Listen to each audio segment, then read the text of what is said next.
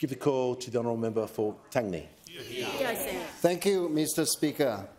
My question is to the Minister for Housing and Homelessness.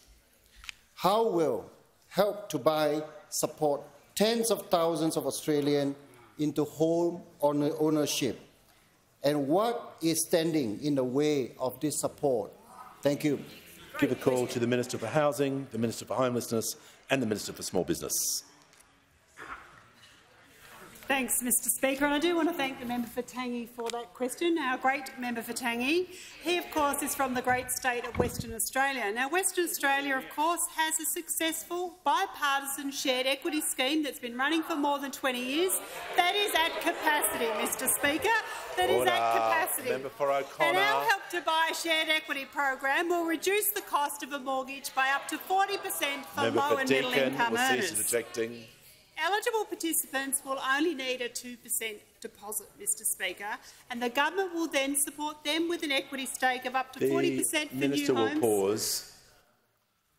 The member for O'Connor and the member for Deakin and a few others always continually interject when this minister is speaking, and a range of other ministers, but I'm not going to put up with these continual interjections and disrespect, particularly to this minister as well.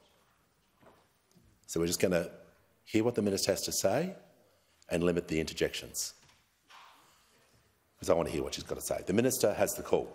Thank you, Mr. Speaker. As I was saying, the government will support them with an equity stake of up to 40% for new homes and 30% for existing homes.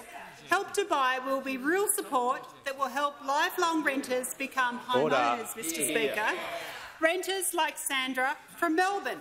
Sandra told me that she and her husband have, and I quote, never been able to save enough deposit to buy a home of our own and have always lived in rental accommodation. She continued, we would do anything to have a secure home in which to live. When we talk about Help to Buy, Mr. Speaker, we're talking about it being life-changing for people like Sandra. It's highly targeted to help people without driving up property prices. And it has the backing of experts, Mr. Speaker, like the Grattan Institute, who has said, and I quote, the proposed Help to Buy scheme would help level the playing field for first home buyers.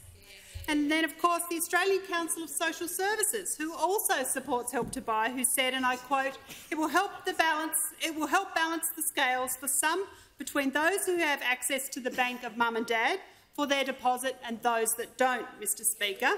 Then, of course, the master builders, who also back the Help to Buy scheme and our broad housing agenda, Mr. Speaker, and they've described it as, and I quote, sensible housing policies that benefit both aspiring homeowners and encourage more housing supply, Mr. Speaker. But apparently those opposite and their new friends in the Greens think that they know better than some of the experts, Mr. Speaker, because the Liberals and the Greens are standing in the way. The Minister will pause. The Minister for Social Services, the Minister for Infrastructure will also cease interjecting while the Minister is speaking. This back and forth across the chamber is not helpful for the chamber. The Minister has the call. Thank you, Mr. Speaker. This life-changing support, this will help 40,000 Australians into home ownership that they are standing against, Mr. Speaker. They're supposed to support Australians into home ownership, yet they don't when given the opportunity in this place. By voting against Help to Buy, they'll be denying those tens of thousands of Australians the great Australian dream of home ownership, Mr. Speaker. They need to stop standing in the way. They need to change their position on this vital legislation. It's an election commitment that we took to the Australian people, and they should be supporting Australians into home ownership.